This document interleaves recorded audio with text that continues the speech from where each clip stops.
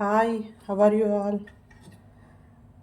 ఈరోజు నేను రెసిపీతో మీ ముందుకు రాలేదండి. ఇప్పటివరకు పెట్టిన వీడియోస్ అన్నీ చూస్తూ ఉండుంటారు. అందులో నేను మ్యాక్సిమం మట్టి పాత్రలు యూజ్ చేస్తాను. అలాంటి దాంట్లోనే కొంచెం చిన్నది కళాయి టైప్లోనే కూడా డైరెక్ట్గా స్టవ్ మీద పెట్టకూడదండి. దీనికి సీజనింగ్ చేయాలి. ఎందుకంటే ఈ మడ్డిది మీరు తీసుకున్న వెంటనే ఒకసారి స్మెల్ చూస్తే ఆ మట్టి వాసన వస్తుంది మనకి. ఆ మట్టి వాసన పోవాలి. ఆ మట్టి వాసన పోయిన తర్వాత మాత్రమే మనం దీంట్లో కుక్ చేసుకోవాలి. అండ్ ఇది స్టవ్ మీద పెట్టి కుక్ చేసుకున్నప్పుడు కూడాను కొన్ని జాగ్రత్తలు తీసుకోవాలి. ఏంటంటే అది హైలో మనం మిగతా స్టీల్కి వాటికి పెట్టినట్టు హై ఫ్లేమ్లో దీన్ని పెట్టి వండకూడదు. Medium or low flame. And back తిప్పి దాన్ని ట్యాప్ చేయండి. సౌండ్ ఒకసారి మీరు అబ్జర్వ్ చేయండి.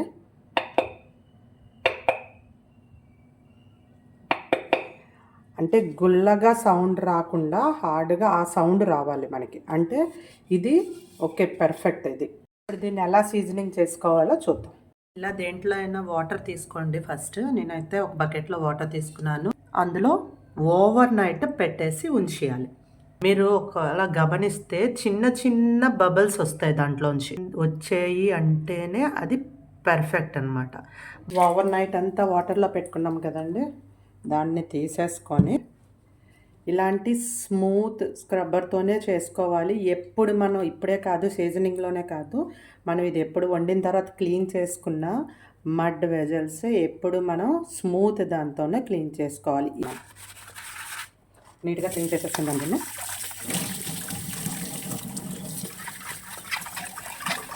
బియ్యం కడిగిన వాటర్ వేసి దీన్ని మనం స్టవ్ మీద పెట్టి ఆ వాటర్ మరగనివ్వాలి. అండ్ ఆ వాటర్ మరుగుతున్నప్పుడు ఇందులో కొంచెం సాల్ట్ వేయండి. మరగాలి. మరిగిన తర్వాత ఈ వాటర్ని అంతా పడేద్దాం మనం. చూడండి, ఈ వాటర్ని అంతటిని మనం పడేద్దాము.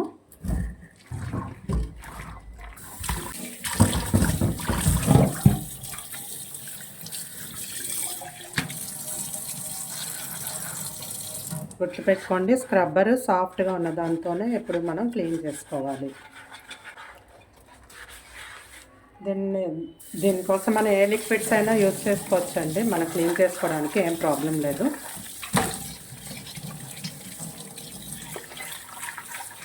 ఇలా క్లీన్ చేసేసుకున్న తర్వాత మొత్తాన్ని నీట్గా దీన్ని మనం మ్యాక్సిమం వీలైతే ఎండలో ఒక రోజంతా ఉంచుదాము.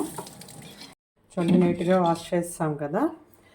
దీన్ని యాక్చువల్గా అయితే ఎండలో ఉంచాలి. మనం ఎండలో పెడితే మంచిది. నీట్గా ఒక క్లాత్ తీసుకొని నీట్గా వాటర్ ఏమీ లేకుండా క్లీన్ చేసేయాలి.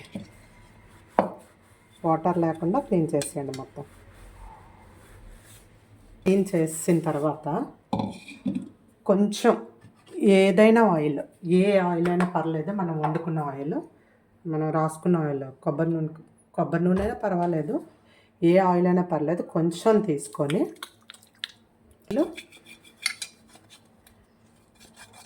మొత్తం రాసేయాలండి.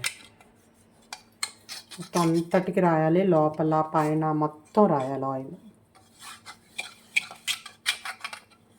ఇలా రాసేసి ఒక్క డే ఇలాగ ఆయిల్ రాసేసి వదిలేద్దాం దాన్ని. వదిలేసిన తర్వాత ఈ ఆయిల్ అంతా ఇది అబ్జర్వ్ చేసుకున్న తర్వాత మనకి ఇది రెడీ అయిపోద్ది ఇంకా కుక్ చేసుకోవడానికి. దీంట్లో ఎలాంటి పదార్థాలైనా మనం కుక్ చేసుకోవచ్చు, కానీ ఫ్రైస్ మాత్రం చేసుకోవడానికి అవ్వదు. ఎందుకంటే ఫ్రై చేసుకోవాలంటే మనం ఫ్లేమ్ని హై ఫ్లేమ్లో పెట్టుకోవాలి. ఇవి హై ఫ్లేమ్లో పెట్టుకొని వండకూడదు. Medium or low flame.